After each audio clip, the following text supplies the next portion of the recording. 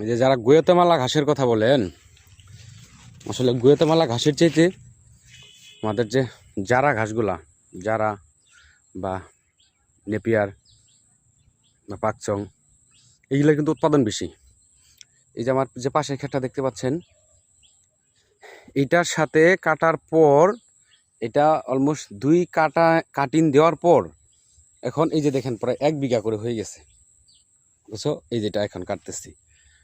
তাহলে আমরা যারা বড় খামারি আছি, যাদের আসলে ঘাসের প্রয়োজন, তারা আমার মনে হয়, আমার ব্যক্তিগত মতামত থেকে এবং বাস্তব অভিজ্ঞতা থেকে বলছি যে জারা ঘাসটি হচ্ছে বেস্ট। কারণ হচ্ছে আমি এটা আগে প্রচার করিনি, কারণ হচ্ছে আমি আগে দেখছি, উৎপাদন করে দেখছিলাম যে কীরকম হয়। তো এই হচ্ছে আমার এই যে বর্তমান যে পরিস্থিতি যে ক্ষেতের, এর চাইতে কিন্তু আমার এই যে জারাগুলাই কিন্তু বা এই যে রেড পাকচং যেটাই বলি না কেন, এইগুলাই কিন্তু আমার উৎপাদন বেশি হচ্ছে তুলনামূলকভাবে। তো এই ভিডিওটা আসলে যারা নতুন নতুন এই ঘাসগুলো চাষ করতে চাচ্ছেন, তারা আসলে ভেবে চিন্তা করতে পারেন। হ্যাঁ,